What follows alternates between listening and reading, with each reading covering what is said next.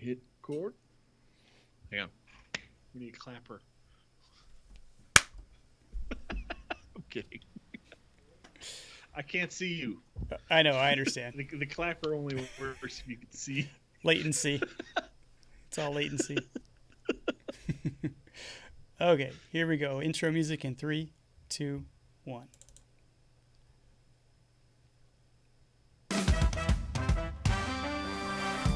You're listening to Beyond Bossfights, gaming, technology, movies, and more.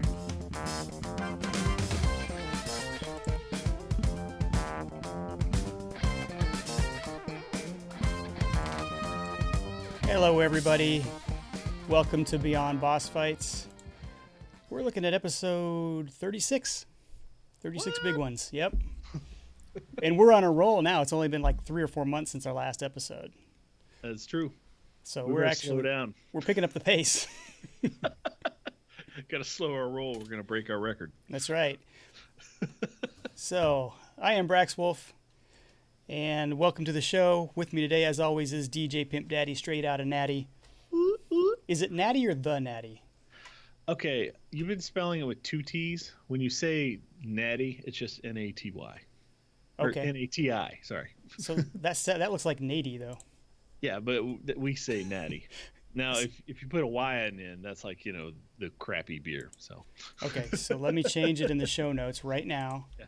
1 T. I wouldn't want to ruin my street cred. So welcome back, Deej. Yeah, it's been too long. I've been watching you, so it's one of those things. It's funny because I've been watching your vlog every day that you picked it back up now, and I'm like, so I feel like I know what DJ's up to. DJ probably has no idea what I'm up to, though. It's kind of just it's a one-way street relationship right now. Like shoveling snow or something. I don't know. Yeah, you got that one right. My biggest concern was tonight when I was getting stuff out, I was like, should I use this Logitech camera or should I use like this, right?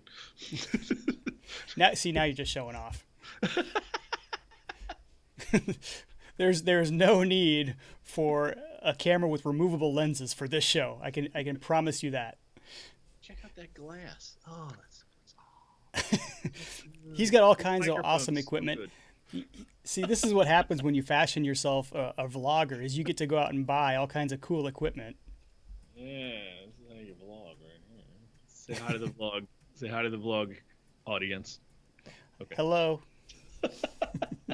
Okay, that's enough. So we're going to move on to our reasonable banter section. I think we already are in that section. Yeah. And I feel really bad because I'm looking at your video and I'm looking at my video, and we discussed this before the show, but I don't have all the cool lighting now, and you know the stuff that you brought in to actually enhance the vlog. My room actually looks like it's green, and it's not. The wall is yellow. It's like a gold color, but the lighting is so bad. And then I look at your picture and I'm like, man, he's really got it. He's got the professional setup. Oh yeah, I saw that. Yeah. So he just pressed a button on his phone and the light went on over his shoulder. That's ridiculous. I need like 2 more and I'll have full studio lighting surrounding me. I'm stuck in like the 2005s. I have to get up and turn my light on. Yeah, this is an expensive hobby. I don't suggest it for a lot of people. And if anybody's wondering, I've made 0 money off YouTube.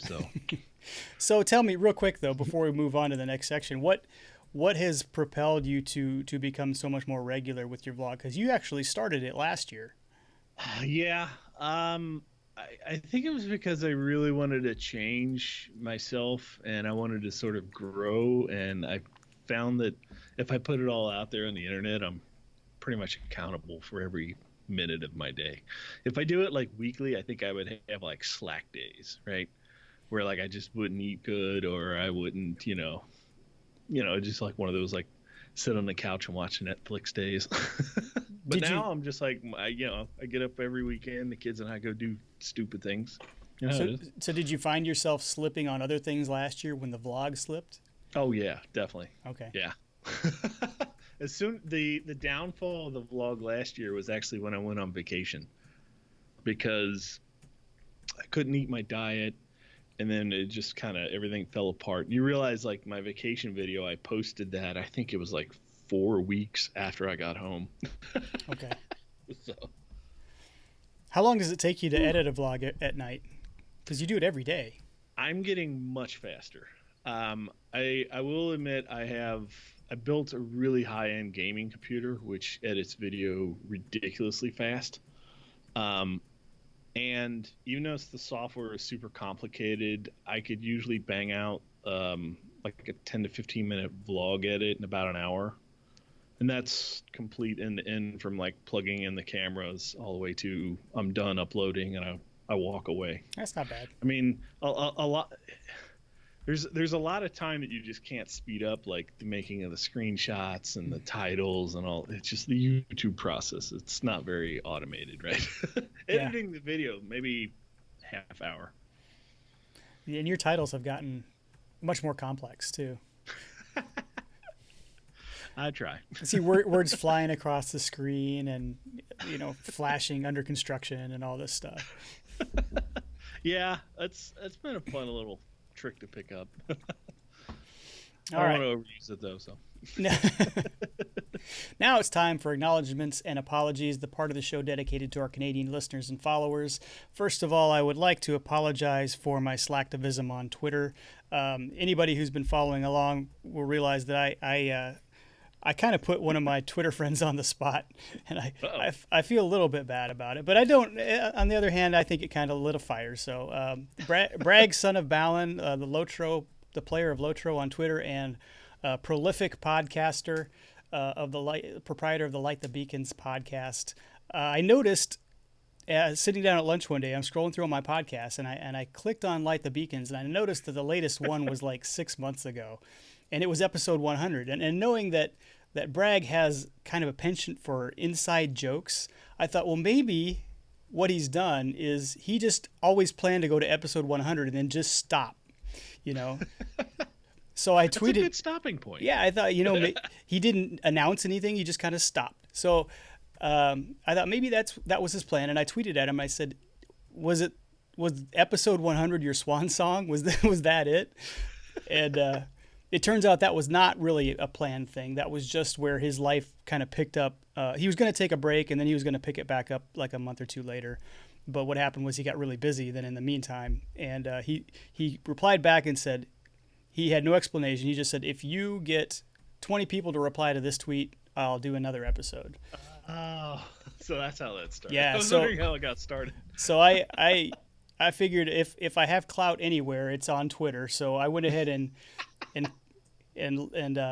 called for the writers, as it were. I called for the mustering of the Rohirrim to get 20 people to reply to his tweet, and it worked. I got it within about 2 days. I only had to remind people maybe once, I think, to actually push us over the edge to get the extra 2 or 3 that we needed, and he followed through. He has actually released another Light the Beacons episode. 101 was released earlier this week, and it's really good. Nice. It's really good. I mean, Bragg is hilarious because he'll go from front to back and do an entire hour-long podcast, and I think at least half of it's off the top of his head. Nice. But he is hilarious. I mean, he just has such a very, very quick wit. Something that I wish I had, And he does these. He did like a predictions episode last year, and so towards the end of this episode, he followed up on his predictions and gave himself an A+ on all these predictions that he actually didn't nail at all, and then he went into predictions for this year, which were also equally humorous. So I would recommend anybody who's I don't even play Lotro. It's been probably 3 years since I played Lotro, but I still listen to the Light the Beacons podcast just because it's so entertaining. I will have to look. I don't think I've ever listened to one. I'm aware that podcast existed, but I don't think I've ever listened to one. I have to put that in my list. You ought to at least do the most recent one. Listen to the most recent one. He's also done some very interesting. He has a. One of the other things he does is parody songs.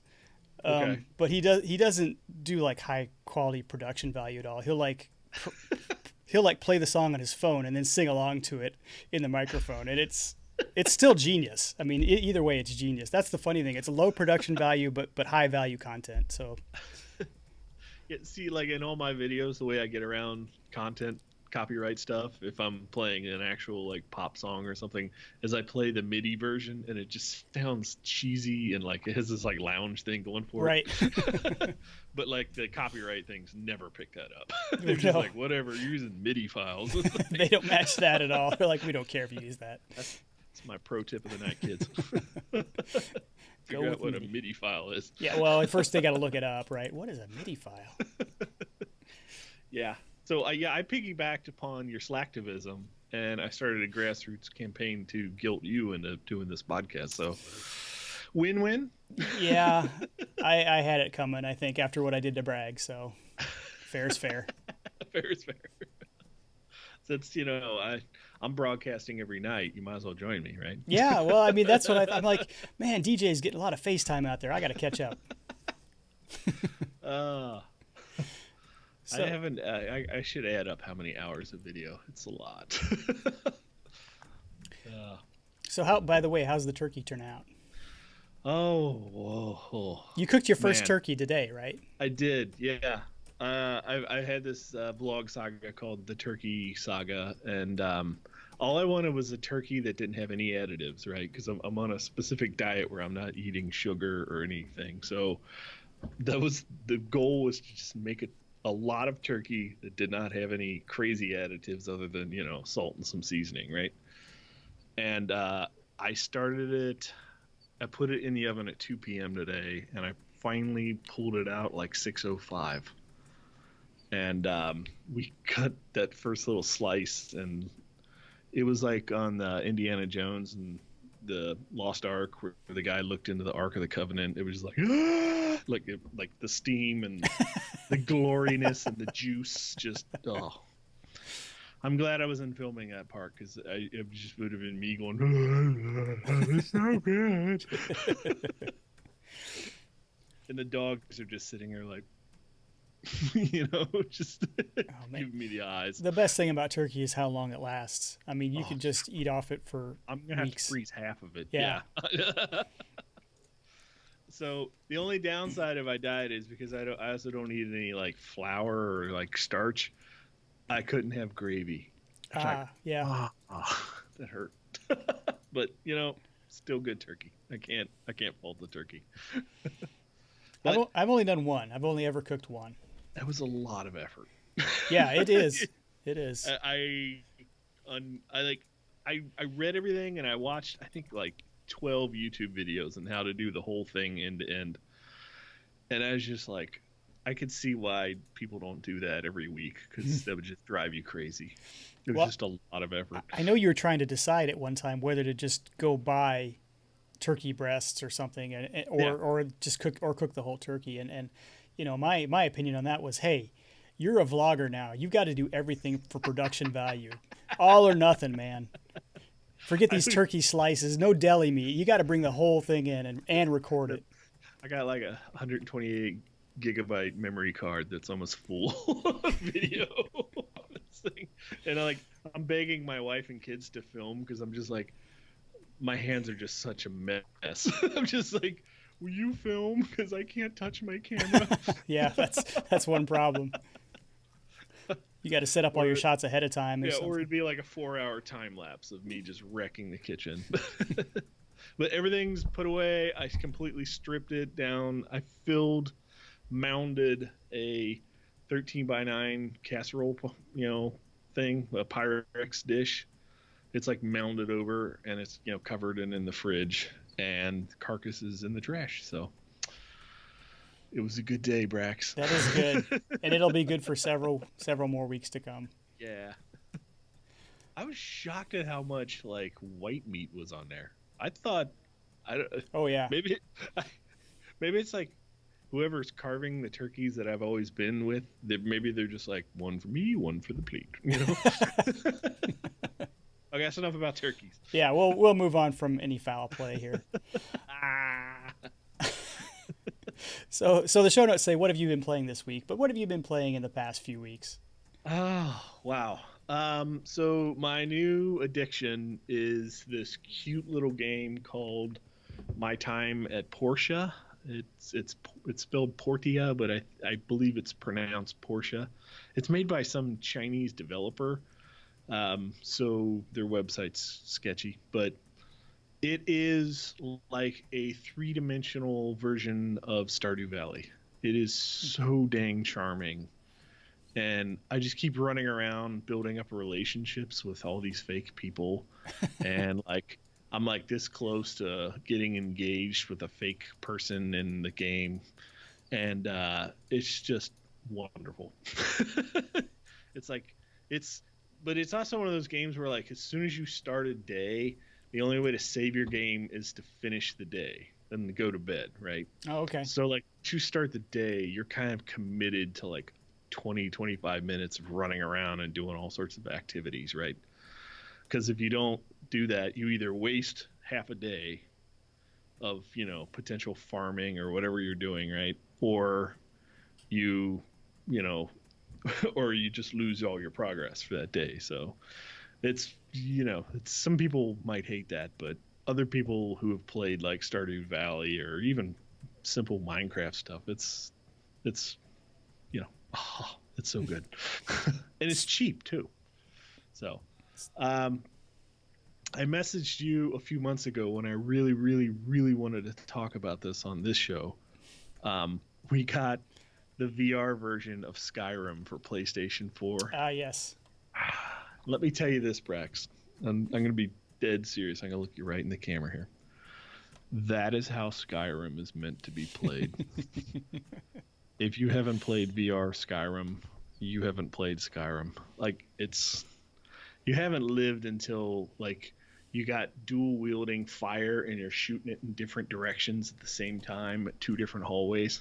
Like, it is unbelievable. Now the PlayStation VR one, since we have a PlayStation 4 and that's PlayStation Pro, the graphics are a little downgraded, so it almost looks like I'm playing Oblivion at times, which still is okay, but it's not the best graphics.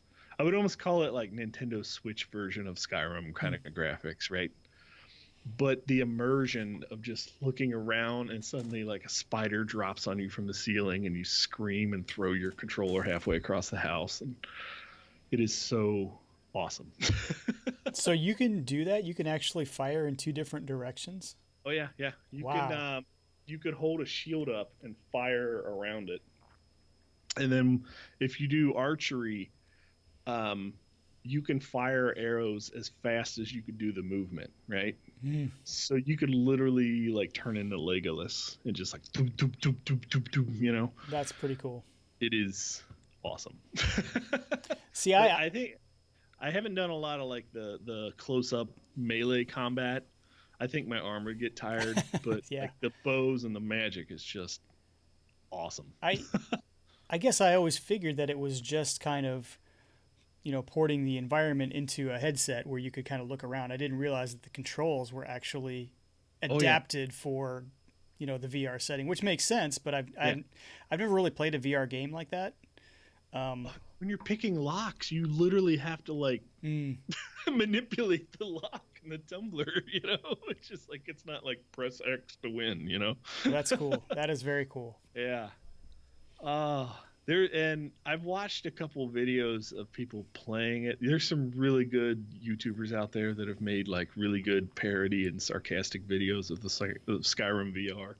I suggest if you watch some of those for some entertainment value. But I think the ultimate way to play it, I think, would still be like on the PC version with I can't remember what the PC VR headset is. It's not the. I don't. Yeah. Is it the Oculus? Is that the PC version? No. Whatever it is, that when you watch those videos, those people are playing it in like 4K in VR, right? Yeah. So I mean, you got to have a monster machine to be able to push that. So that they're cooking something somewhere, probably a turkey.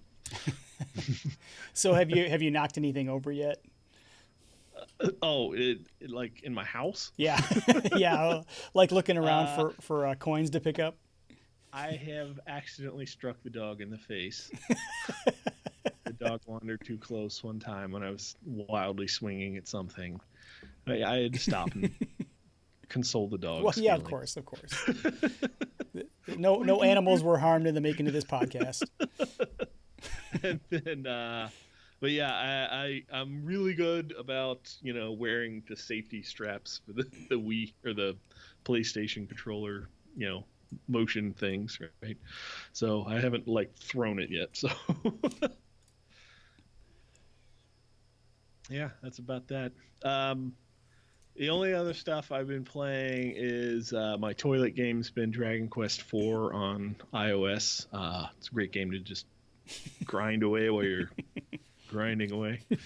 And I had Say a no sick more. day. I had a sick day Please. last week, and I sat on the couch and I played Dragon Quest XI on PlayStation 4 all day. Okay. It just kind of brought me back to the old like elementary school days where you have a sick day and you just play Nintendo all day. Mm-hmm. It just, it's my chicken soup of the soul right there. And then today, on Netflix, they released Dragon Quest: My Story, and a bunch of the other podcasts I follow have just been gushing about that all day. So my whole day has been Turkey and Dragon Quest. So if you like anything about Dragon Quest, you definitely need to go watch that movie. So Okay. high recommend. 2 thumbs. What have you been playing in the last? How long have we? It's only been a few months. I mean, it's not that bad. But the time before that, it was also in February of last year. So that one was a really long stretch. We got to do better than that. Yeah. I've been stalking you obviously on Twitter, and I've been watching you talk about all of these things, and I still can't believe your thing, your deal you worked out. But go ahead, talk about it. Are you talking about the massively OP stuff? Oh yeah. Oh yeah. So That and the trip, and she's like, good God. yeah. So Rockstar. So I mean, one of the cool things about how the way I've kind of branched out into different forms of content creation and made a lot of connections around the gaming and writing and podcasting world is that I've been able to dabble in a lot of things, which is really that suits my personality, because then I don't get bored doing a single thing for a long period of time. The bad part about that is what you kind of witness on this podcast, right? Is I can't really commit to doing it on a very regular schedule because I am involved in so many different little things. And I am committed to some of those. Obviously, the massively OP thing, I think we talked about how that came about on the last show. But that is a paid job. I mean, that is actually my second job. So I have to do that. I've committed to do that for the site. Did you let your accountant know that you had a new tax bracket thing? That's going to be something I have to work out when I do my return this year. I do have another source of income this year. So yes, I will get to that. We'll get to that a little bit more, but that is kind of one explanation for why we're not very regular on this show, is because I'm actually just doing a lot of little things. I'm still blogging occasionally. I'm writing for Massively OP once or twice a month, which doesn't sound like a whole lot, but they're columns. They're not like 50-word news pieces. They're like, it's not a vlog where you just vomit words out. You actually put thought into it. Right. It's yeah, yes. I've read a couple of them. So. Right. So, all of that stuff along with the regular real life stuff. And we've gone into all that stuff before. But as far as what I've been playing, in Elder Scrolls Online, that's been my main MMO for probably for over a year, maybe even 2 years at this point. They're coming out with Skyrim, or their version of Skyrim this year. Got to clarify that because everybody jumps to conclusions. And they're not calling it Skyrim. They're calling it Greymoor, just for the exact reason you would think. They want to differentiate themselves from just another Skyrim release. And that is from the mouth of the creative director of ZeniMax, because when I interviewed him, I asked him that question. I was like, I need answers. I said, now why wouldn't you call it Skyrim? Because everybody knows Skyrim. Everybody knows what that is. That seems to be a big marketing win. But his answer was, well, yes, but we're not doing Skyrim again. And we want to be very clear that we're not doing Skyrim again. We're doing our version of Skyrim. Respect that. Right. And that way you don't have to worry about breaking lore and stuff and pissing everybody under the sun off. Right, right. So because of that announcement, I decided I would create a Nord in Elder Scrolls Online. One of the excuse me, one of the races that I didn't have. Let me clarify. My very first character actually was a Nord, but I got so irritated with the playstyle of the Dragonite, which is what she was, that I eventually just kind of stopped playing her and made her my crafter. So I don't really feel like I play a Nord. Crafting. Yeah, she's been kind of exiled into the crafting zone. You know what you are? You're just a bag. You just hold things. So I decided to create a new Nord, and I wanted to do the whole big male Nord this time with the horned helmet and the shield and sword and shield and axe or whatever. So, yep, they got the big beard and the chest tattoos, and he is going to be a tank. Makes sense, right? Big guy with a shield. And I once apologize for whoever's calling me at 9 p.m. Sorry. So, yeah, I decided to go with the Necromancer tank because I've never tried that before. I do have a Necromancer that's done, I'm leveling for damage, but tanking is kind of a new thing for me. And I haven't actually done a tank where I've started to do the dungeons from the early levels. That's something else we talked about in the last show, was starting at the early levels and doing dungeons along the way. It's easier to do with a tank because there are so many DPS players in the game that they sometimes have to sit in the queue for a long time if you're trying to run a random dungeon. Tanks and healers, they get through pretty quick. So it's easy for me to jump in, hit the dungeon finder and get into a random dungeon with a random group pretty quickly. I always hesitated to do that with my damage characters because I didn't want to just be sitting there for 30, 45 minutes waiting for the queue to pop because I got stuff to do, right? I mean, I can't just sit there waiting for something to happen. So that's been working out pretty well. I think he's almost level 30. So out of 50 and plus whatever champion point levels we got. I've been enjoying it. I've been taking it rather slow because I got kind of tired of rushing around and trying to complete things. I'm kind of more back into the explorer type mindset again with the game, which a lot of people bring from the single player Bethesda games into ESO. But several people I was kind of at the point where I've been through some of about half of the content probably. I've done a lot of in-game dungeon type stuff, so I was kind of rushing through things. I'm slowing down again, and I'm enjoying it a little bit more. I'm actually going off and looking for, exploring the landscape and things. So that's been a lot of fun. Do they reward exploration? Do they hide things, they do behind rocks and stuff? Well, I mean, it's not huge rewards. It's more like achievements. Okay. If you find all the certain spots in the zone, you pop an achievement or something. I mean, You haven't found Floyd and DeWitt yet. They do have a version of that, actually, called Maek the Liar. He's a Khajiit that just shows up in random places. I'm not sure if there's an achievement for finding him in different places. I assume there probably is, but I found him just today in the Stone Falls area. It was kind of funny. Yeah. I ran up and I'm yelling. I'm like, "It's Maek!" And my son's behind me. He's like, "What are you talking about?" There's Khajiit everywhere in that game. Why are you so excited? But it's that Khajiit. Right. It's the liar. It's Maek the Liar. Oh, and speaking of which, let me see if I can grab this real quick. That's part of my my trip that I took. I'll show this to the camera, and you can watch it a little bit later. I got a bottle of Maek's Pure Elsewhere Moon Sugar. Here's the bottle right there. There's no liquid in it. I had to empty it out to take it home on the plane. But did you try it at least? I did. It was very interesting. It was exactly what you thought it would taste like. It was really fizzy. It was kind of like a ginger ale, but it was super fizzy. It was so fizzy that when I poured it down the drain at the hotel, it was like Alka-Seltzer almost. So yeah, that was what I did at ESO. I did want to talk a little bit about Jedi Fallen Order from EA. Because I bought that game when it first came out. I've really been itching for a single-player Star Wars game. Mm-hmm. I haven't seen one in quite a while.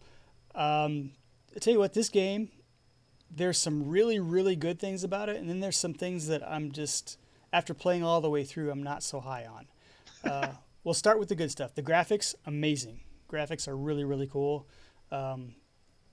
Very action-oriented game. A lot of puzzles, puzzle stuff to solve, which is fun. I think I got stuck once and I had to go to the YouTube route.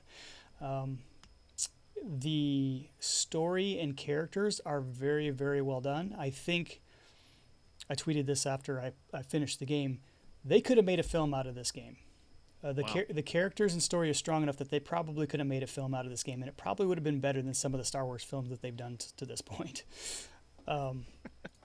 So that was good. I really kind of fell in love with the characters and the main character that you play and all those.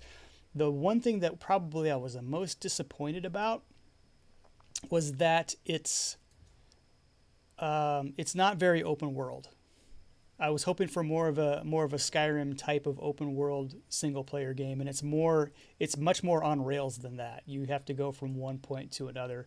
I think there's one or two places where it kind of lets you pick which planet to go to, but once you get there, you still kind of have to go through the story the way that it's been written.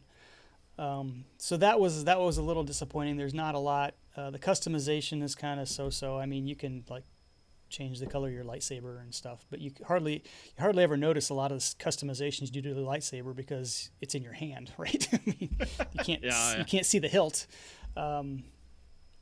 Let's see. I think the one other thing that I was just kind of so-so on was it was pretty hard. It was a pretty hard game. I got about halfway through it on normal difficulty, and then I got to a point where I was stuck, and I gave up and went back to story mode and just and just played through the rest of the story on the easiest mode because I couldn't get past the one spot, and I was frustrated with that. And I know a lot of people have compared that difficulty and that style gameplay to Dark Souls. I've never played Dark Souls personally, but it is one of those where if you get to a point, I think it's designed so that you're supposed to repeat certain spots within the game in order to learn them better, in order to learn how to do them. There's no way you're going to get there and do it the first time, right? It's designed so that you have to kind of learn the pattern and figure it out as you go. And the way you do that is you die 8 or 10 times before you actually succeed. So that is also a little frustrating at times. Nope. Not my cup of tea. I guess the bad part about the difficulty is that you can turn the difficulty down, and that really only affects the combat. There are also like parkour parts of the game, and I don't think those get any more forgiving. Parkour. Oh yeah, the old Office thing. So I would say when I first started playing it, I think I wrote something on Massively about it actually. I recommended it highly. I said it's one of the best Star Wars games I've ever played. I still think it's a very, very solid game. It's just after finishing it and thinking about it, it's not quite what I was hoping for, and I would probably give it maybe 4 stars out of 5 instead of like the full endorsement. Yeah, some people just like that they like that itch, right? And that might be the game that scratches it, right? So more to them. Enjoy it. It's not Stardew Valley. Let's put it that way. No. I like bubbly, conversations and fishing and collecting things. Farming. Got to have the farming. Yep. That's a big part, farming. So we alluded to this earlier, and it's in our topics for discussion, so I'll just roll into it. Hey, I went to Vegas. Don't talk about it. On somebody else's dime. Okay, talk about it. Yeah, actually, I am supposed to talk about it because I'm supposed to disclose that when I write any articles. Oh, okay.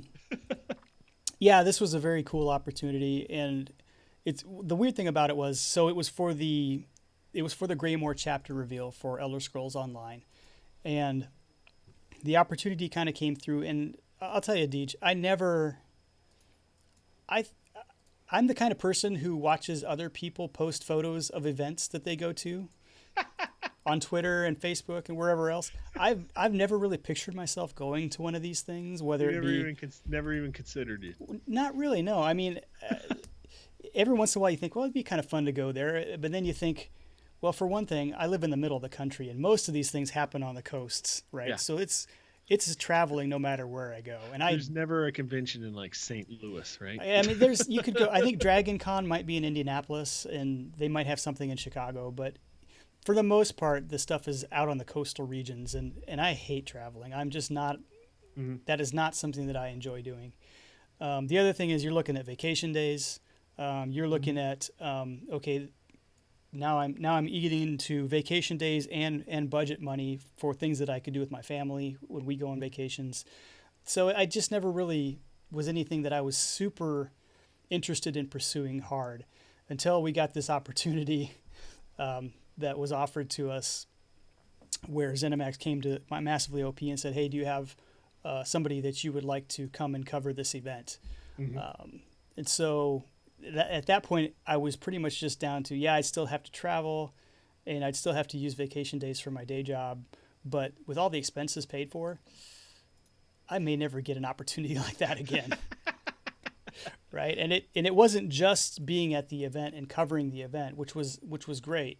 It was that I got to meet a ton of people in the ESO community that I know from being in guilds with them and watching and listening to their podcasts and going on, dungeon delves with them and stuff like that. People that I never thought I would meet in real life face to face, I knew were going to be there. So that was kind of some of those pictures you guys all lined up at a table was just that was a lot of people. That was a huge amount of community people. And some of those people, this is the wild part. Some of those folks booked the trip to Vegas without knowing whether they would get into the event or not, because they got put on a wait list and they said, I'm just going to go. I mean, they're just such big fans of the game that they were going to be there in Vegas when it happened, whether they were actually in the room or not. So it was impressive. It was pretty interesting. Now I will say, I'm not sure how much I'm supposed to disclose of this, but the community manager for ZeniMax Online got all of those people into the event. Nice. So anybody that she heard of that had already booked their tickets and spent that much money, she was like, we're going to get them in. So I thought that was pretty classy. Yeah, that's awesome. So I was there for the event. I was there in an official professional capacity. I got to write several articles on it. I got to interview Rich Lambert, who's the creative director. I got to meet Mike Finnegan, who is the dungeon lead designer. I got to meet Lehman Tuttle, who is the lore master for Elder Scrolls Online. It was amazing. It was really just amazing. Did you ask any stumper questions though? not questions that they wouldn't answer, but questions that they couldn't answer. You know what I mean? I had one that I was fairly proud of, where I asked Rich Lambert if he had much interaction with the Elder Scrolls 6 team at Bethesda and what that working relationship was like. And he kind of laughed because he knew I was trying to get any kind of little information that I could get about ES6, and he very politely told me I really don't know anything about ES6. The only thing that we have in common is that they own the intellectual property, and we have to run a lot of things by them before we put it in our game. I think maybe I mostly believe that, but I also think that there has to be some kind of collaboration. If if ESO is going to come out with a zone that possibly Elder Scrolls 6 is also going to come out with in 2 years, some of those things have to match up. Yeah. Right? I mean, yeah. I know they're different time periods, but some of those things have to match up. So I think I mostly believe what he's saying, but I also think there's got to be some collaboration at some point where they don't completely contradict one another, Yeah. I'm hoping they're still separate enough, though. Like when I saw that Elder Scrolls Online was almost the same exact interface as Skyrim, I think for me that was actually slightly a turnoff, right? So I hope that the new Elder Scrolls 6 is wildly different, right? So I push the envelope. I'm definitely buying that on I'm getting on PC. I'm not buying anything on the console anymore for the Elder Scrolls, Oh yeah. except for the VR version. If you know. I can guarantee they will have one. They will do it. So moving on, I guess I wanted to ask a question of you and the listeners. Yes. So I'm I'm considering upgrading my PC here. And one of the things as I was kind of taking inventory of stuff that I ran across was something I'd kind of put out of my mind. I didn't really forget about it, but I kind of forgot about it. Was in 2017, I had this plan. And the plan was to do a new podcast. I think I referenced it even as a secret project at one point here or there. Secret, quote unquote. And I never told anybody what it was because I wasn't really sure if it was going to happen. And, well, it didn't. But what I did find out was, okay, so here's the plan, right? The plan was to do a podcast that I could record on my own anytime I wanted to at my leisure, but to bookend it. So to have a starting episode and an ending episode so that I could just have the whole thing done and then just release it a week at a time until I got to the last episode. Mm-hmm. And so the concept behind that was I was going to do it on Elder Scrolls Online, and I was going to do it from level 1 to a level 50 character. Just play one character all the way through to level 50, and then talk about what I was doing with that character until I got done.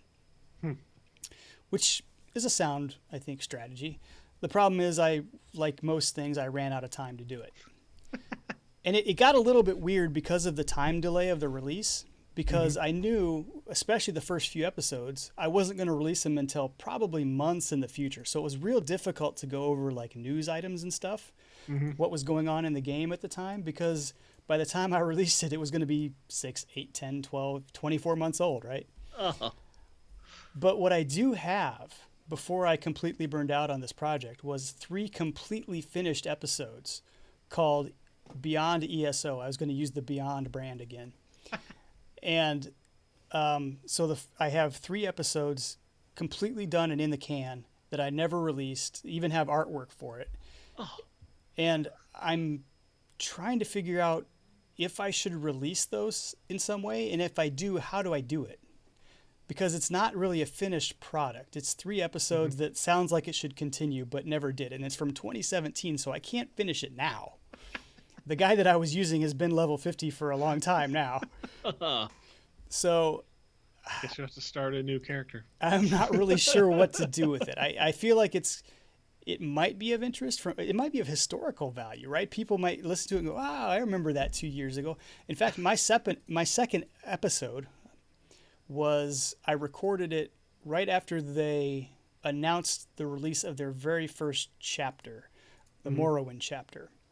So we didn't even know what chapters were at that time. So I'm listening back to it going, with all the knowledge that I have now of ESO, it's really interesting to hear kind of my perceptions of the game at that point, right? So there is some interest to it. They're all 30 minutes long. So I don't know. What should I do with them? Right now, they only exist on my computer. Publish them. Dump them somewhere and just make them public. I could put them in this feed, but that's a little weird too.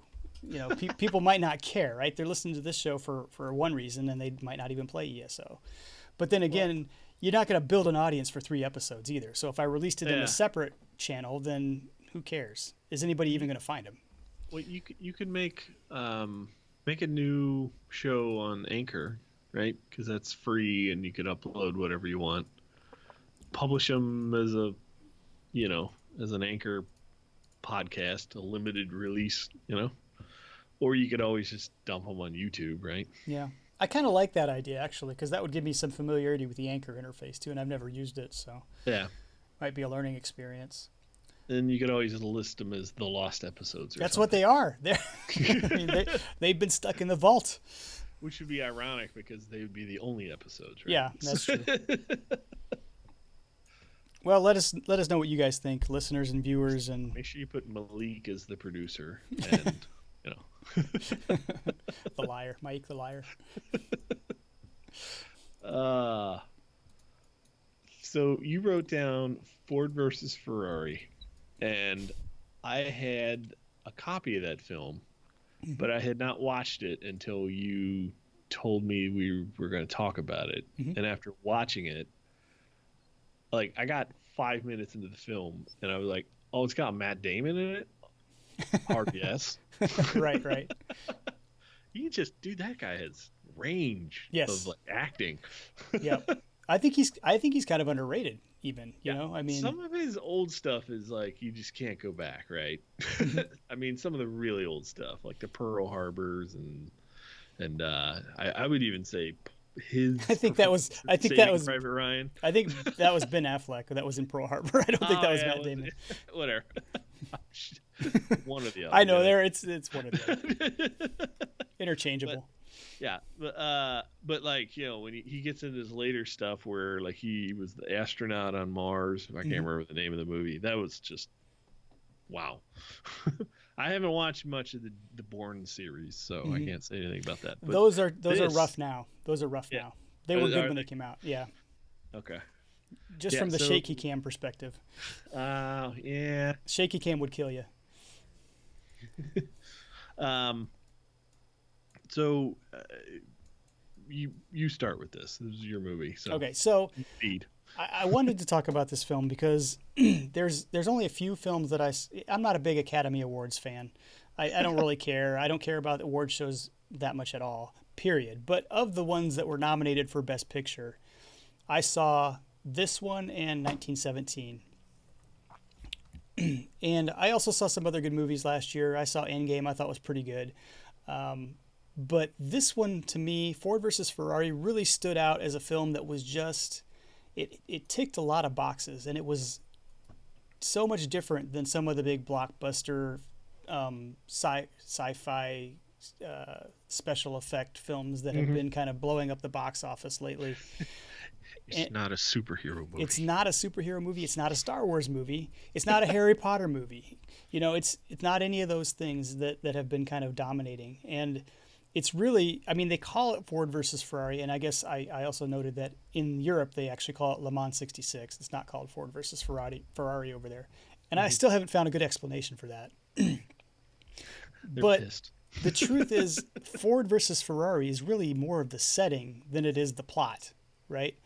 It's kind of against this backdrop of Ford and Ferrari competing for Le Mans, but the real story is about the two main characters and their relationship and the things that they're trying to overcome, and how their friendship kind of ebbs and flows and keeps them moving towards what they're trying to overcome. And so I really felt like of the movies I saw last year, this was probably the best one. Hmm. It was the one that I enjoyed the most. I saw it with my son, who's a big gearhead car fan. I mean, he's actually going to school to fix cars, so that was extra special too. But it's well written, it's well acted. The cinematography is great. It won for sound editing, so that's great. The soundtrack is great. It's kind of a period piece. It's the mid '60s, so you're in 1965 Hollywood, and it looks just like 1965 Hollywood. Ticked a lot of boxes for me. I thought it was very, very good, and I really enjoyed the movie. Hmm. So when you had asked me about this, I remember saying to myself, I thought I've already watched that. What I have actually watched was a 2 hour documentary about the 66 Le Mans, right? Wow. I watched an actual, like, factual documentary about the race. So when I went and watched the trailer for this, I'm like, oh, I haven't watched that. It has Matt Damon in it. So I went into it sort of half skeptical because I think my mind was instantly like, okay, how did this actually play out versus the way that they're sort of, fictionalizing it, right? And overall, they hit the spirit of it, right? Sure. But and I could appreciate their embellishments to sort of make it very cinematic, right? So that aside, that skepticism aside, it was a freaking great movie. Like it was just there were parts of it that you were sort of on the edge of your seat. I'm glad I watched it like when the kids were playing Minecraft in the basement, and the wife was gone, and I had it like full volume and Yeah. surround sound, and yeah, it was intense. Yeah, So a lot of fun. A lot of fun. The again, there was I watched it for the second time 2 nights ago. We got it out of Redbox. I saw it first in the theater, which was a good decision, mhm. and then we could watch it last night at home or 2 nights ago at home. And the scene where Matt Damon is about to go in and talk to Henry Ford II, and he's sitting in the waiting room and he's watching this folder get passed around, and Oh yeah, the he Red knows the Four. folder's probably got something about him in it. And I told her, I said, "Oh, this next scene is good. This is one of my favorite scenes in the movie when he goes in and talks to Henry Ford." Yeah, he's like, "You're welcome." Yeah, exactly. It's like mic drop. He starts out talking about how terrible they did on everything, and then by the end of it, he's talked himself around into kind of the hero of the story. It's like, hey, he knows we're faster than him now. He's Oh, yeah. nervous. So the first time I actually heard about this story, ironically, was on the old UK Top Gear with like Clarkson Yep. and they did like a really good like 10-15 minute segment just about the 66 Le Mans and that whole time period about how Ford came back and won, and the way they told it was just a fascinating story. So you know watching it cinematically being acted out was just perfect. Yeah, dramatized. Yeah, they did a nice It's job. got Batman. Yeah. And how good was Christian Bale in that role? I mean, the guy's just amazing. He really is Yeah. very, very good. Yeah. And You liked him so. He was such a jerk, but you liked him so much by the end of the movie. exactly. Even his son did it. His son in the movie, I can't remember the kid's name, but he, he like it just like really pulled at his heartstrings. Yeah. Yep. The, Highly the recommended. the climax. Highly So, recommended. If you watch any movie out of Redbox this year, get Ford versus Ferrari. Rated PG-13 for mostly Yes. language. I think there wasn't hardly anything else bad in there. Yeah, it was just language, just Christian Bale's character Yeah. complaining about gearboxes and stuff. I watched it on Disney Negative, so it's there if you have Disney Negative. Yeah, I heard that's a good. I heard the price is right on that one. Yeah. Okay, so I think we're ready to. That sounds like we're kind of dying out on that one. What are we into? You start. Blondes. I started last time. You can start this time. Yeah, I know. I've seen your family pictures. I know. Well, I wrote down I'm into me. That's. There's a little bit of truth to that, right? Yeah. I wrote Andrew 2.0 is doing well. He's alive. And of course, when I wrote this, I was trying to figure out how to cook a turkey. Mission accomplished. That was top of mind. So now that you're asking like how long it takes to edit stuff, I'm looking for something that's like a really good long edit. So I want to make another documentary. I'm aiming for like an hour, right? Mm-hmm. And my first topic I thought of was I want to make a documentary about those few weeks that everybody stopped watching TV and went outside and played Pokemon Go. Like I want to capture people reminiscing that when just the world stopped and went outside. Do you remember those days? Yeah, I remember Yeah. that week and a half. Sure. Yeah. So if you live within 5 hours of Cincinnati and you want to be interviewed and you passionately love Pokemon Go, seriously, I'm not even kidding. Reach out to me on Twitter or whatever, and we could work something out. Right? I will come to your house with all this equipment. We'll turn your house into a film studio. I You will think be interviewed. that is really a fascinating idea for a topic. I hope you get some takers on Yeah, that. I'm hoping that I just don't. That's been my secret project, so keep it a secret. All right, just don't put it in the vault and forget about it. Yeah. So I think that was like, just even thinking back to those weeks. Oh my God, it's just like literally the entire world went outside and walked and played. You remember that? And like they came out with one since then. It's like the Harry Potter thing. It's the same exact game basically by the Yeah. same people. And I see people playing it, but like they're like just sitting there playing it. They're not walking around. You know what I mean? Hmm. So, and we had a really good battle gym spot nearby in Cincinnati. It was like 5 miles away, but like that's where everybody went on a Friday night. Like there was no parking, and it's all just people standing in a parking lot playing Pokemon Go.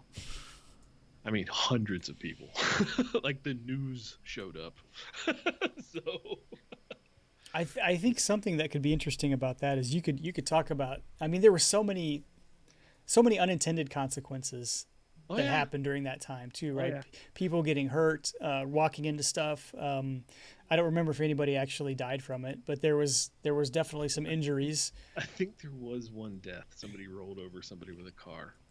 I can remember reading an article about a guy who somehow had a Pokestop put outside of his house, And then everybody showed and up. then people were just parking in front of his house. Yeah, there was all kinds of stuff going on. It was crazy. It was a Yeah, crazy there's time. so many sides to that story, right? But I really want to approach it from just tapping right into the nostalgia of those weeks, right? And it was just like it was a couple weeks and then it just kind of disappeared. Yeah. Just like dubstep. What happened to dubstep? I googled what happened to dubstep and I found a YouTube video about that, and it was really fascinating. Like I like from a music theory standpoint, he's like, it's still there, it's just hidden, right? He's like, it's in all these songs. I tend to agree with that. I still hear it when stuff that my kids So, play. and the only other thing I wanted to talk about was like I'm like it's getting to that point in Lord of the Rings Online where like I feel like I really need to get to Mordor, but I'm still like a completionist, and it's hard, Brax. It's really hard, Where are you? and I the Great River. Okay. So I just entered the Great River. Um, I haven't even got a horse from Rohan yet. I haven't. Right. I've seen Isengard on the horizon, right? Yeah. So I'm thinking the Great River is right after Mirkwood. Is that correct? Yeah, yeah. Okay. I Yeah. made it out of Mirkwood. I've done all of the Moria stuff. I've done everything up to that point, right? Because I'm really completioning in it, right? But I'm just like in the back of my mind, I just get this nagging feeling, especially with like Amazon or somebody's making another Lord of the Rings. Yes, they are. You just like, I feel like I'm running out of time, Brax. I don't want to be that guy that says, "Oh, ooh, it's closing," but you know, I understand the concern. Um, I might not make it to Mordor, Brax. and honestly, one of the reasons that I played other MMOs as I was playing Lotro was because I wanted to make sure I had something else to go to in case something ever happened to that game. It turned out I just quit anyway, but you know, yeah, but you got a ways to go. I got to tell you, you got a ways to go, especially if you're going to try and complete everything because there's a lot to do in that game. And honestly, like with me sort of reinventing myself, right?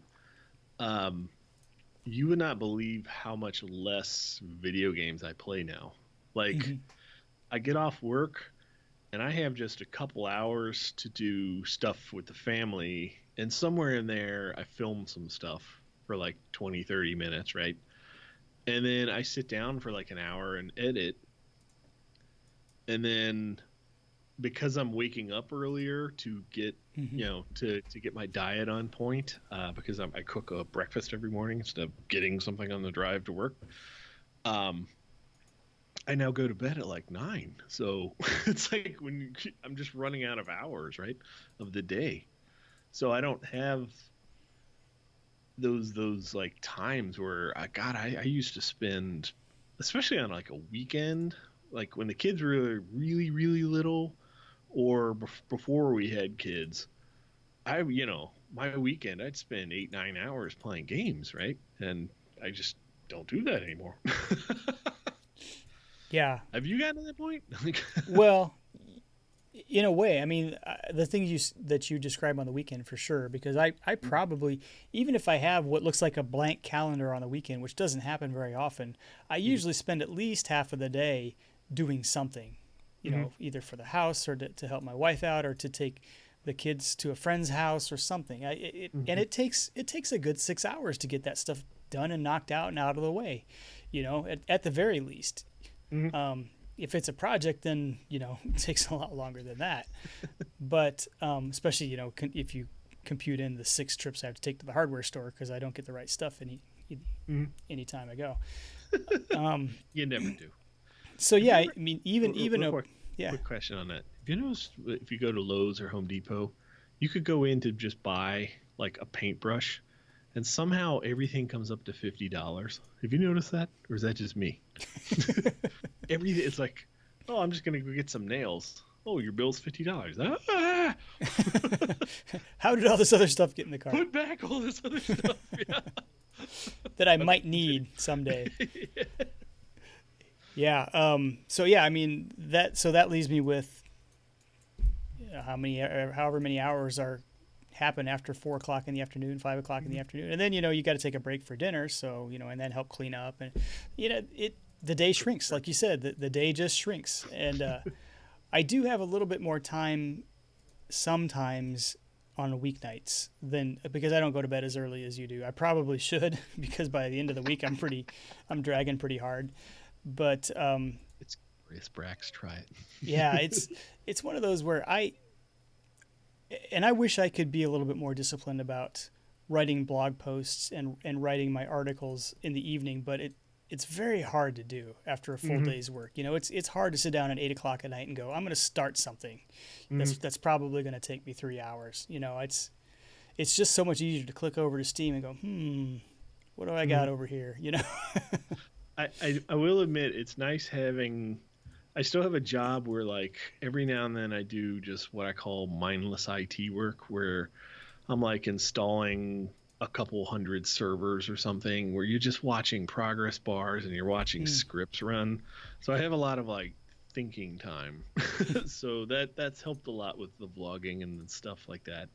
So I don't know if your job's like that, but I'm sure you probably can't double dip and do like writing while you're doing something. Well, and part of my job is writing, so it's kind of hard to. I do a lot of technical writing, as far as not super technical, but like at an architectural level, because I'm in governance and guidance. So yeah, I mean, it's very boring, but it's not mindless, right? You can't just do something else while you're doing that. So. Oh yeah. So speaking of fun at work, I put this in the show notes. We had a 4U server that was sitting on a warehouse shelf, and the forklift wasn't available, and nobody knew how it got up there. But all we knew is that we had to dispose it. We couldn't figure out how to safely get it down with a ladder. So somebody went up on the ladder, and when nobody was looking, we just kind of pushed it off the shelf. Okay, for those who don't know how big a 4U server is, I'd say that's probably about 6 to 8 inches tall. Is that about right? Yeah. So yeah, 6 to 8 inches tall. So that's a good size, thick, and it's made of steel and silicone. Yeah, so it was an old one. It was all steel. So that's a substantial piece of equipment. Like 8 spinning drives in it. It hit the floor with a thunderous, destructive crash. It was wonderful. Like one maintenance guy came in, like, "You guys okay?" And we're like, "Yeah, we just knocked something over." I hope that was on a concrete floor, not a raised floor. Oh yeah. Okay. The floor is fine. The warehouse floor is totally fine. Server, not so much. But we solved 2 problems. We got rid of the server. RTS, what happened to the server? So my only last thing I want to say I'm into is my second disc of the appendix of the Fellowship of the Ring. It's beautiful. It's beautiful. Where did you find that one? Was that one in your DVD set? I found it in this. Yeah. I stole it out of this. Yeah. It's Somehow DJ ended up with 2 disc 1s of the appendices for the Fellowship of the Ring instead of a disc 1 and a disc 2. Yeah, So and how long ago did this come out, right? yeah, right. This mistake has been in that box. It's at least that 15 long. years old. It's at least 15 years old. There's no way I'm going to get a replacement for that. So what are we looking forward to? What are you into? You skipped that section. Or I you... did no. We just. Oh, you're right. Oh no, we're in that section. I forgot one thing though. Okay, so yeah, 2 things. I'm writing again, kind of. I just posted a blog post last week and pushed it out there again. I mean, it's kind of in the old voice of let's take a kind of introspective look at the games industry. So I took my experience out in Vegas and I compared and contrasted the 2 groups that I kind of hung out with there. One group being the gaming journalist team. It was kind of cool. I got to meet some quote unquote colleagues, people in the same industry. I met people from MMORPG.com who I already knew. Virtually, I met someone from PC Gamer and I met someone from, I think it was GameSpot. And so we kind of got to sit in the balcony. There was actually a press section up there. And I hung out with them on the day of the Greymore announcement. And the reason they did that wasn't because we're super special, but they did want to reserve a spot for us. And it was also right next to the room where they were going to bring Rich Lambert in for the interviews. And they did that during the post show. So they didn't want us to be disruptively getting up in the middle of the presentation and going to interview him. So we were kind of, right next to that room. So I hung out with that group. And then I also hung out with the Elder Scrolls Online players and fans and whatever. That was the other group that I kind of hung out with on the other days that I wasn't doing my interviews and whatever. And there's a stark difference in the way that the development team interacted with each group of people. And I thought that was interesting because when you talk about the gaming press, they tend to be a little bit, they're there in a professional capacity and they're a little bit more professional and formal, I would say, a little bit more, not laid back. Because they know there's a microphone somewhere. Right. Yeah, that's part of it. And PR is there too. PR is always there. And then when they interacted with the players, the group of players, you would expect them to interact differently with the players. But the interesting thing is most of your, what I would call new media, because apparently websites are no longer new media, when we're talking about like Twitch streamers and YouTubers and podcasters, they are in that second group. They are in the player group. And so they interact a lot more informally with the development team than the actual gaming people with gaming press credentials, right? And so it's interesting to me because we had a little incident within the community where one of the streamers got in a little argument with some folks in his channel, and it's a little unclear what happened. But it sounded like the creative director's name was invoked in a private message from the streamer. And so then that kind of got the conversation churning about streamers being privileged and being too close to the development team and, threatening to get people, a timeout in the game or whatever. So I just wondered out loud, I guess, if that kind of informal relationship coupled with the lack of journalism training and experience of that new media group might be causing some problems, in the form of we're not keeping enough professional distance here. We're not keeping the development team enough at arm's length. We're kind of treating them as buddy. And I'm not sure if that's always healthy when you're talking about the people who are also supposed to be at times critical of your game.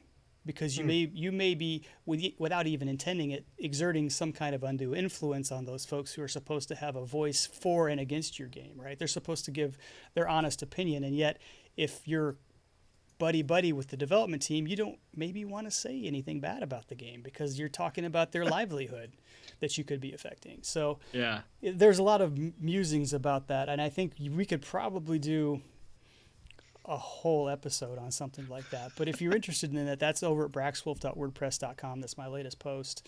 It didn't generate as much conversation as maybe I'd hoped, but that's kind of where blogging is nowadays. It's more of a we're in a video world. We're in a video and audio world. Let me throw an idea out there, since it's been marinating for the past few minutes as you've been talking. On that subject, how different would the web series The Guild be if they filmed it today with streamers and YouTubers, right? Oh, yeah. Think about that. That series is incredibly dated now. I know. I would still recommend people watch it, but it is incredibly dated. I watched it last year, finally, to completion, because it's on Netflix. And I had never watched the last 2 seasons. And it was still okay. Yeah. Right? But yeah, it was dated. So. They're all good. I think they're all good. All those seasons are good. I don't think they really lost any steam. That was the interesting part of that. No. Yeah. It just popped in my head when you're talking about like separating streamers from. I'm like, God, what would the Guild be like? It's like they didn't have any of that in there. And I'm not claiming to have any answers to the whole thing. I do think it's a kind of a constantly evolving thing that we're living in. At one time, blogs and gaming news sites were brand new too, and we were learning how to interact with these companies that were supposed to be. We're not a branch of their PR, right? I mean, that's one thing that I think in their ideal world, we would be public relations for them. That's not what we are because we don't work for them. But it took, and I hate to go back to this, but it kind of took Gamergate for us to get to the point where we have that distance, right? I was going to say, you're talking about ethics in gamer journalism.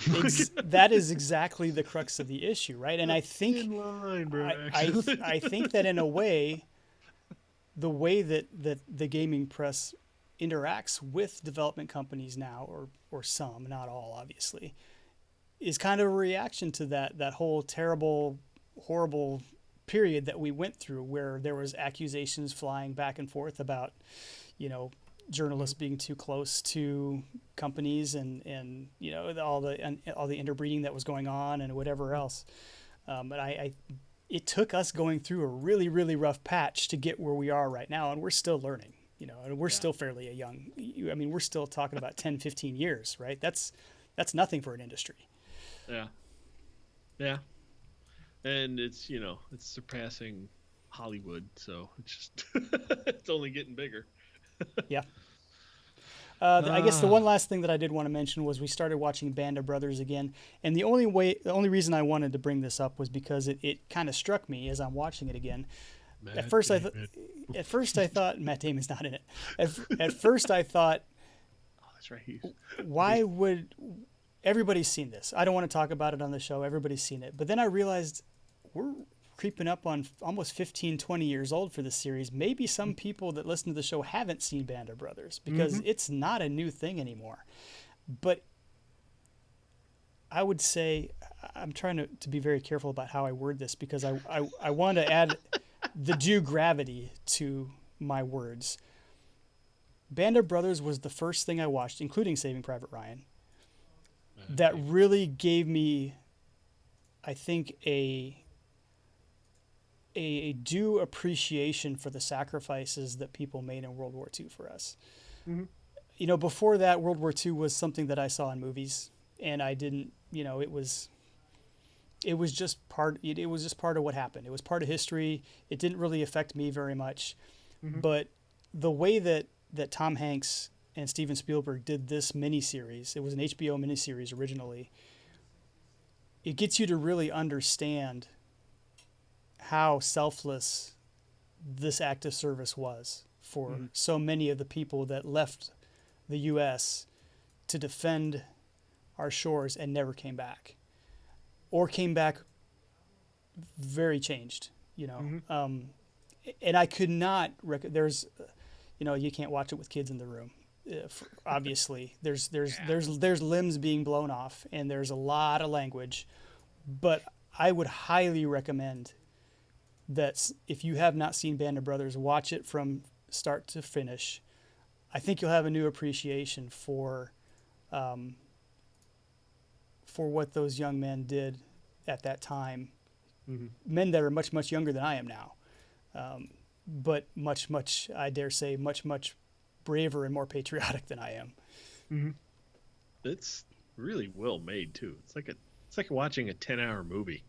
Yes, exactly. And you'd be surprised on some of the people that pop up, some of the actors It's that got pop up in Ross there. from Friends. It's got David Schwimmer in it. There's a few people that I noticed this time that I didn't realize before the last time I watched it. Simon Pegg is in it. Yeah. Yeah. I knew Jimmy Fallon was in it. Who else is in it? The guy, Been forever the guy since who I was in watched Office Space, Ron Livingston is in it. Yeah, it's just Tom Hanks' son, Colin Hanks, is in it. He's in an episode. Yeah, there's just it's very, very well done, and it's very impactful, which is what cinema should be. Have you ever watched the HBO series Generation Kill, Nope, I never even heard of it. where it's almost the same exact type of miniseries, but it's set on the invasion of Iraq.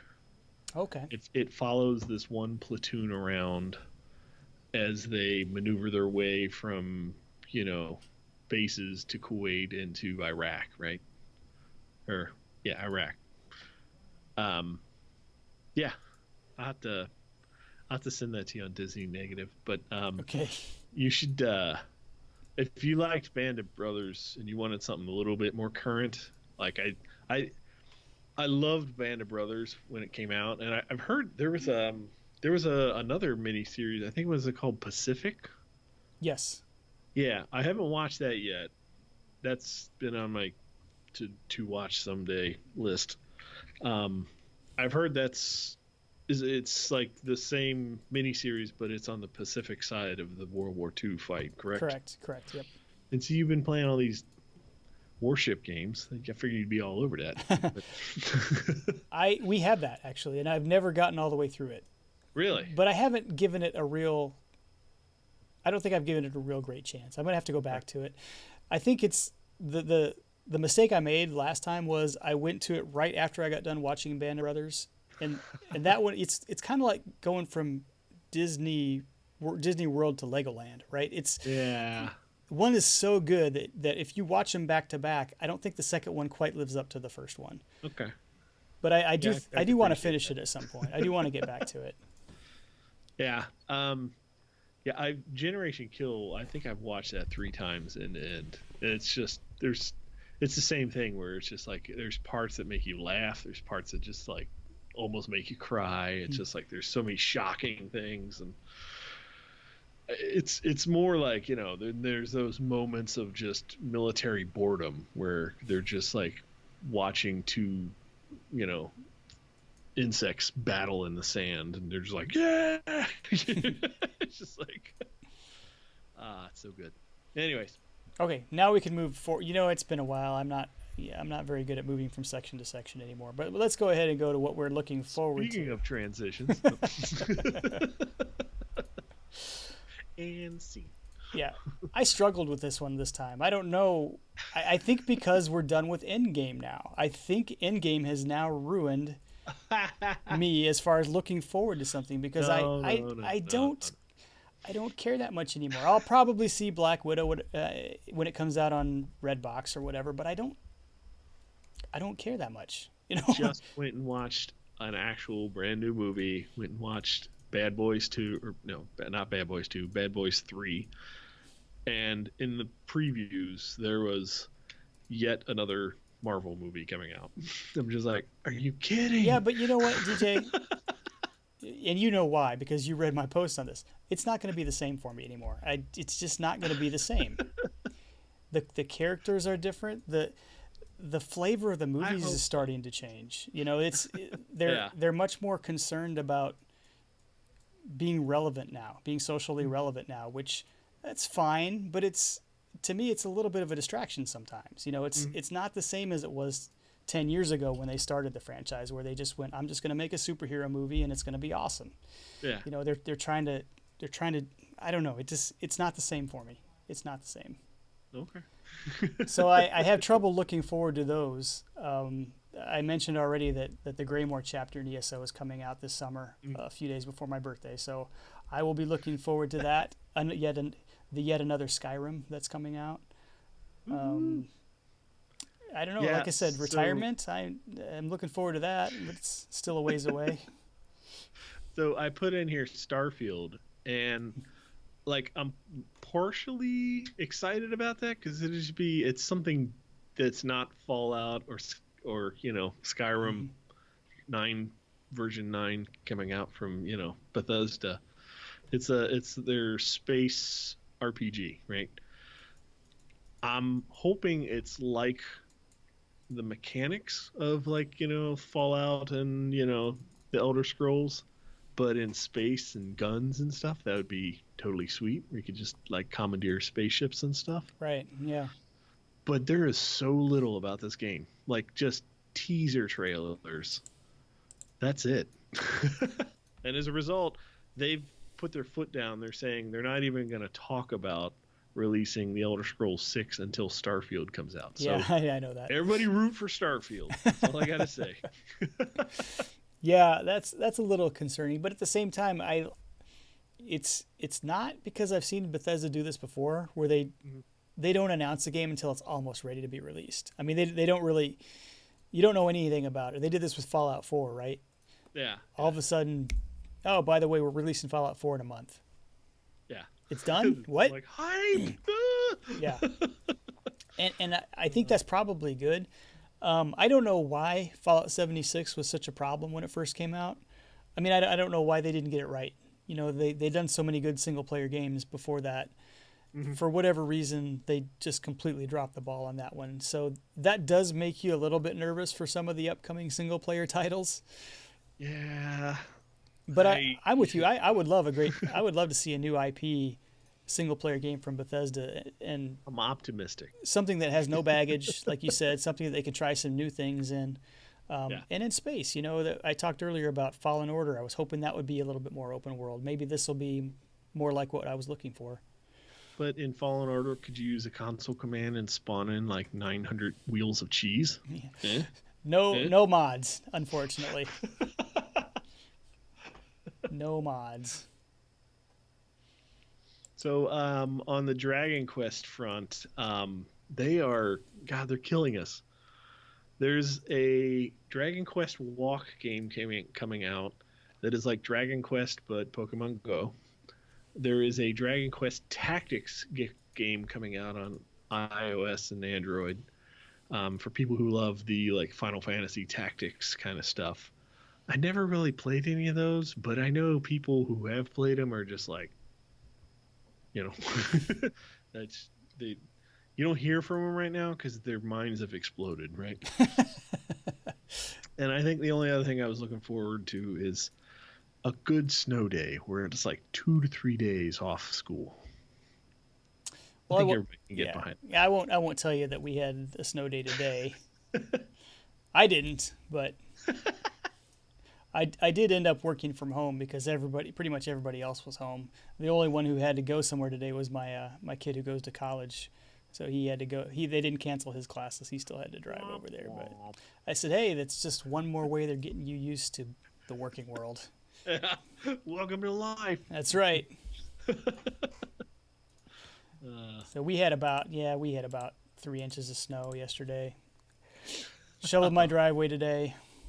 I actually did, by the way, I did decide to go ahead and do the whole thing because there was just enough that I wanted to get it off so that it would melt when the temperature goes back up next week. It pops in my head. On TikTok, I keep seeing these videos of like people was like middle-aged man right after he cuts the lawn, and it shows the guy in front of his window just staring out at his lawn, and you hear like the Home Depot music playing in the background. Was that you? Were you just like, Shoveling done. Well, fortunately, it was a nice light snow, so it only took me about half an hour. Yeah, we call that leaf blower snow. Yeah, that wasn't Like, bad at all. My worst day was probably about 8 years ago, 7 or 8 years ago. I spent over the course of 2 days, 2 different days, because it was a very big, a very deep, heavy snow. I spent 7 hours total shoveling the driveway before wow. I had my snowblower, which also I don't have anymore because it broke. So, Aw. but I mean, I guess I've lived here 20 years. One really bad snow day where I had to shovel for 7 hours, I can probably live with that. It's probably good Yeah. for me. See, in Cincinnati, I'm not even kidding. Like in my vlog, I was not exaggerating. Like there was like 2 inches of snow on the ground. 3 hours later, grass. It's just weird. For whatever reason, my driveway is the absolute last place that snow melts off of in the entire neighborhood, unless I shovel the whole thing and get it down to like, a little tiny bit that just has to melt. Your driveway face north and it goes down a hill. It goes down a hill, but it faces west, I think. Okay. But there's also trees all around, so it's Yeah, you know, you're doomed. yeah. Ask us anything. We still have some questions that people wanted to ask us. These are some good questions. Yes, I wanted to start with this one because it's interesting to me and it's my show. Yeah. MMO Sil, who used to do the Gypsy. What was it called? Gypsy. I forget. I'm sorry, Sil. I forget what the name of your blog was. MMO Gypsy, I think. Yeah. Sounds plausible. Had a good question because she is from, I believe it's Switzerland or Germany. Again, I feel really bad now. At any rate, she asks a question about watches because she's into watches almost as much as I am, probably even more, because she actually probably owns a Swiss watch and I can't afford one. She asks, what's going to be your next watch purchase, and will it be a 24-hour cycle? And I know she and I were kind of going back and forth about this because we were sending each other pictures of watches that have a 24-hour cycle on the watch face, which is really a cool look. And I'm interested in it from a standpoint of it's so much different than the watches that you normally see. And I think she actually bought one. I think after we talked about it, she went out and got one. I am sad to report that that's probably not going to be my next purchase, but I am looking at getting a diver. I don't have a diver watch. I don't know if you're familiar with this term, DJ. Yeah, it's where like the bezel turns or whatever. Yep, exactly. Yeah. Usually the bezel is ceramic. It's a little bit thicker. It has, some markings for minutes and hours on the outside, and you can turn it. I don't really understand the function of turning it. I tried to look it up once. I think it's supposed to have, it's supposed to be actually functional. I understand. This is one of the few things I will understand about watches. I'll hand you the baton. You turn it and it tells you set it to how many minutes of air you have left. But a diver watch will only turn in one direction. That way you can't accidentally knock it back. Okay. So it will tell you until like what time you're gonna die basically because you have no oxygen. So I will say that much like don't ask me how I know that actually makes a lot of sense, and I'm glad I know that now. Much like SUVs, 98% of the people that own these watches don't really need them. It's just more of a fashion statement, This is my diver watch. They look very, very nice. In fact, many of the Rolexes that you see now are diver style watches. Again, I'm not too keen on the Rolex style to begin with, and I could never afford one anyway, so I'm not worried about the Rolex. But there are a lot of watches that do this really well, and one of them that does it in an affordable way is the Christopher Ward brand. Christopher Ward started out as kind of a homebrew watch. I mean, it was made in response to some of these very, very expensive watches. It's I think the goal was to get kind of a luxury feel to it without, paying thousands and thousands of dollars for a watch. So I've been looking at this C60 Trident Pro, and it's a diver that the one I like is all blue. It's really very pretty. It's got a blue dial and a blue bezel, and it's got white hands and numbers. Pretty interested in it. It's in the $800 to $900 range, so it's not cheap, but it's not in the range of like a Tudor or a Rolex or or an Omega or something like that. I mean, my if I was to only buy one watch and there was no, price was no object, I would go with the Omega Moon watch. I like that one. It's a beautiful watch. It's very classic. I mean, a lot of people have them that are into watches, but they're usually in the range of $3,500 to $4,000, and so that's not really in the budget right now. Damn. But this one is a similar style, similar quality. Maybe, I guess the real watch snobs would argue about that one, but for much more affordable. Look at this link. I didn't realize there was a link. Yeah, slide it until you get to the blue one. That's I also don't have a I chrono. don't think that's too bling. It's not too bling, right? Right. No, I don't. I don't have rhinestones on my watch or anything. I mean, it would clash with your yachting shoes that you wear when you're tramping around the cornfields of Illinois. Right. Yeah. Right. I got to take that into just don't wear consideration. white, and you're good. So I don't have a chronograph watch either, which is another thing that I've got my eye on. And the chronograph is the one that has the multiple dials on it. Some of them are used like for stopwatches and stuff. I don't have a need to use a stopwatch because I've got one on my phone.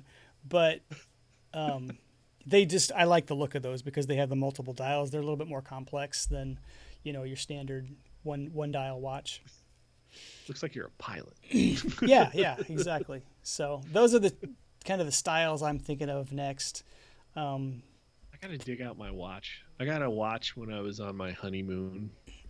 Like when you're in Aruba, there's some very high-end jewelry stores just everywhere, and they realize that everybody who's coming to Aruba has money, so they just bait you in. My wife bought me a watch. It was not cheap. I wore it like a couple years, and then I realized I didn't like the metal band thing, so Sure. I just put it in my drawer, and it's been sitting here since. It's a nice watch. I think I did scratch the face of it though. So you wear an Apple Watch now, right? I do have an Apple Watch now. I'm physically not wearing it right this second, but I might have a vlog about it, but I'm considering stopping wearing it for many long, complicated reasons. Mostly because the heart of it is I just don't feel like I'm getting the value out of it. Like I feel like it's very chatty, right?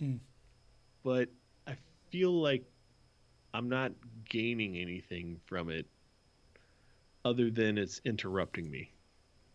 Does that make sense? Yeah.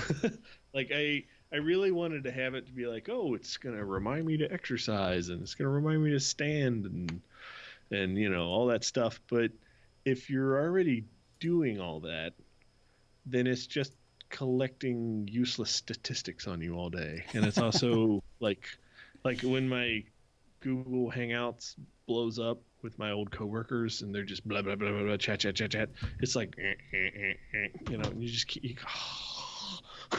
have to put your watch in airplane mode. I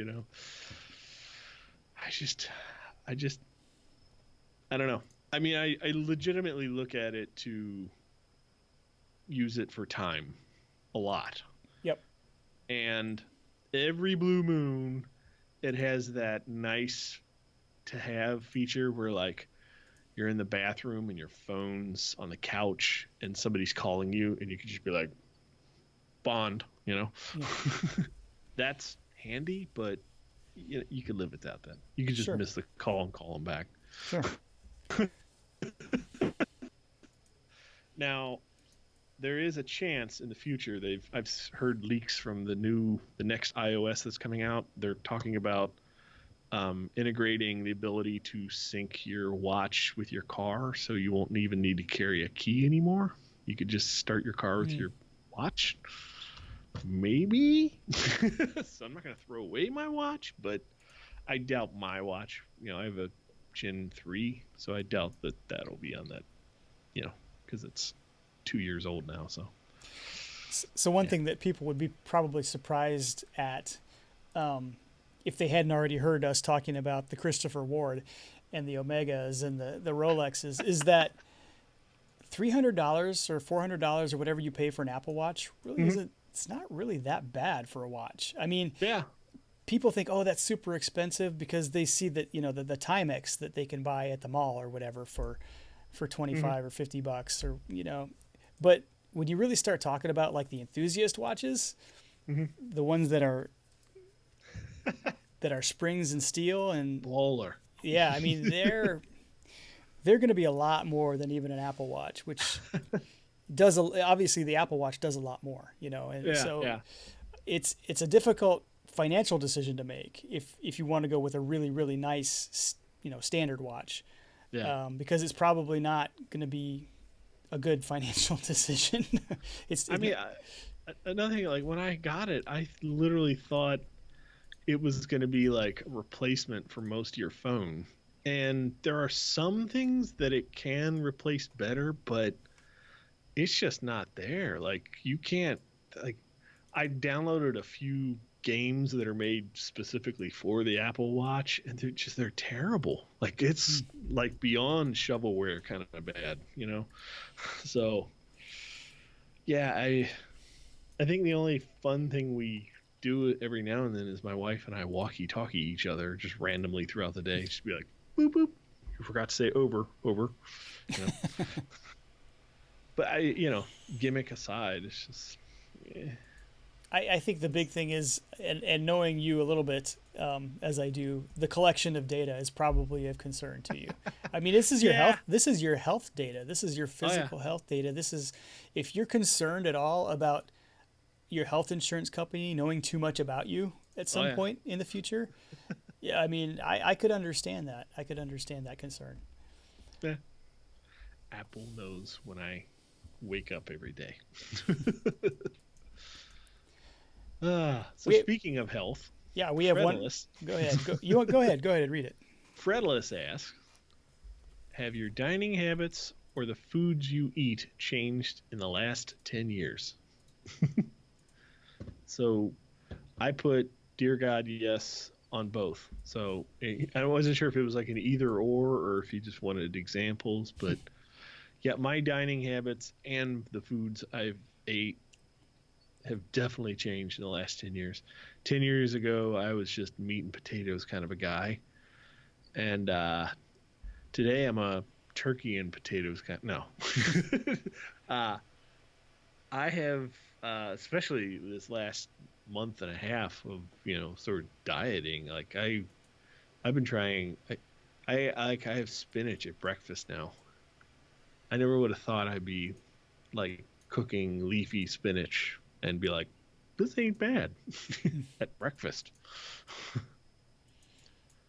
So yeah, I know I would say yes on both. Yeah, I'm trying to think. 10 years isn't an extremely long time span. I've gone through different phases in my life where I've eaten different things. I know when I was a kid and I lived with my parents, we did a lot of meat and potatoes. In the Midwest, that's what you do mostly. But you'd have meatloaf, you'd have steak occasionally. You had a lot of hamburger helper type stuff when you're a kid. And I think as I kind of got older, the foods that are available change in this country. I don't know if you've noticed this as well. We're both of an age now where we've seen a lot of different food trends, and the foods that are available in the grocery stores have changed. I mean, I don't remember seeing an avocado as a kid. No, we used to have we occasionally, maybe twice or three times a year, would have tacos when I was a kid, and it was always hard shell tacos. That was our kind of exotic meal, because it wasn't meat and potatoes and corn and green beans. So that in the past 20, 30 years, Mexican food has become very readily available here, and I have Mexican food at least once a week now, probably more often than that. We've got a salsaritas at work, and I get a burrito bowl once or twice a week there. You know, I had enchiladas for dinner tonight. You know, Yeah. it's just it has been very. I think Mexican food has become very pervasive in this country, Yeah. as people have kind of migrated from Mexico up here. For one thing, it's just more readily available because that's the kind of stuff that they buy to cook for themselves. And so when it's in the grocery store, you get it too, and when it's in the restaurants, you get it too, and it's amazing. You know, it's not the best food for you most of the time. Kind of depends on how you do it, and we Americanize stuff, so we probably make it even worse by pouring queso all over it. You know, Jeez. so you know that from that standpoint, I think my eating habits have changed, and I think back to when I was in college and I had to cook for myself. You know, you're talking ravioli, you're talking Top ramen. anything you could get in a can, like chicken noodle soup. Yeah, ramen Yeah. was a big one. That's a huge chunk of where I've been flipping my life around in the past year is I've severely changed from shopping in the middle of the store to now I'm shopping just around the perimeters, right? I'm getting raw ingredients and I'm actually learning to cook. I'm not just like watching Gordon Ramsay scream at people. Like I'm legitimately going out and watching YouTube videos like, how do I cook a turkey? You know, it's like, I've never done that before. And yeah, my eating habits as a result has been freaking amazing. Like Yeah, from what I've seen, you've done a really good job of changing up your eating habits to a much to steer things much healthier. Yeah, I was like a fast food 3 times a day kind of a guy for a while there. Like it's Well, I will say having 4 kids kind of curbs that habit a little bit because fast food several times a week gets very, very expensive with 6 people in the family. Yeah. So we didn't really slip into that habit too much. We do a little bit more now because we're on the run for kids' activities a lot. So we'll tend to grab something while we're at an all-day soccer tournament or whatever. Yeah. But I would say within maybe the last year, and I'm this is kind of weird. Being where we live and how we grew up, we're still somewhat of traditional from a role perspective. My wife still does most of the cooking for the family, and then I'll help clean up and stuff. And sometimes I'll help her cook if she needs help, and if I'm if I'm not doing something else with a podcast or whatever. My wife, but I've actually reversed that. Now I'm the guy cooking. She's gotten to the point where she's really done a really good job this year of meal planning. And she goes and she gets things that she can put in the crock pot for when we both go to work in the morning, so that we'll have dinner for the whole family when we get home. And it's been very nice to have dinner with the whole family and not have to get home and go, what are we going to do tonight? It's already 6:00. Better just throw pizza in the oven, or something like that. Oh yeah, we had so much of that. So I mean that thing, and that's been all her. She's really taken the reins on the meal planning, and that takes time, and the shopping takes time, and we try to get a whole week's worth of meals, slow cook meals basically planned. And it's kind of amazing what you can do in a slow cooker. I mean, the enchiladas we had tonight, all of that stuff we made in the slow cooker, and then just ported it over to the tortilla. We should bug Whiteberry because remember she got a slow cooker finally. Yeah. She just I think she's only posted 2 recipes or something that she made. It's a real time saver if you can if you can plan ahead. It's a real time saver, and you get good food on the other side. And it's not always super healthy because a lot of it's kind of heavy. There's a lot of creams that go in there. There's a lot of marinated stuff that goes in there, and so. Yeah, my trick to cooking 3 meals a day, honestly, has been bulk cooking. Like I make way too much, and then I eat off it for days. But I bought a ton of those like little Pyrex container, bowls with lids, and I just as soon as we're done eating, I just divvy it up into like 5 containers and be like, oh, now I got 5 lunches. Yeah. That turkey I cooked tonight, that's weeks. Yeah, you'll be good for a while. I think I have one more observation as I think back to how I used to eat as a kid and how I eat now. Yeah. And I know this wasn't the question, Fred. I apologize. But we used to eat a lot more red meat than we do now. We have moved almost exclusively to chicken. Yeah. We eat a lot of chicken, and part of that has to do with I think part of that has been just following the industry. For one thing, chicken is a little bit better for you than red meat anyway.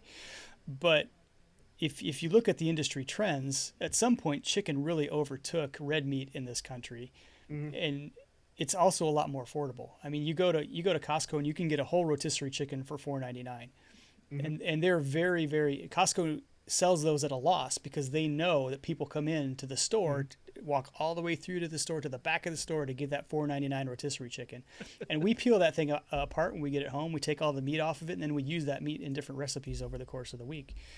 And so I would say probably maybe at least 3 meals that we eat at home a week is probably some kind of chicken in it, you know. Or I guess the chicken is all the same kind of chicken. It's just a different food that we put the chicken in. Well, that chicken was named Tom. I don't know. That has seemed that's really a trend that I didn't used to eat. We ate chicken, but usually when we ate chicken when I was little, it was fried chicken. You know, my mom loved to fry chicken up, and that was probably part of being from Indiana. You know, you got that Midwest unhealthy deep fry everything thing going on. My parents are both from Kentucky, so we have the Kentucky cookbook of put a scoop of lard in the frying pan. Yep, that's step they used to one. do that. My grandparents used to do that all the time. I think we're probably a little bit better off now. Healthy. Yeah, I think we're a little bit better off now than we used to be. But then again, we're not as active, so maybe not. Yeah. You're active just driving kids to and fro. Yeah. And shoveling snow. That does help. Once or twice a year.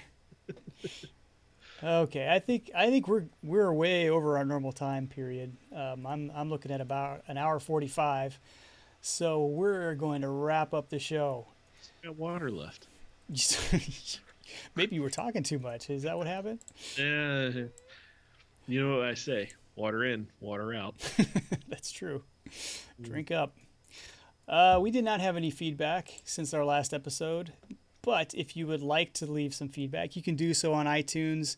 I assume there's some other platforms you could probably do that on as well. We're out there on Stitcher. We're out there on Spotify, Google Play, just about anywhere where your best podcasts are located. If you have any feedback, you can also send it to my email at braxwolf@gmail.com. I'll read it on the podcast.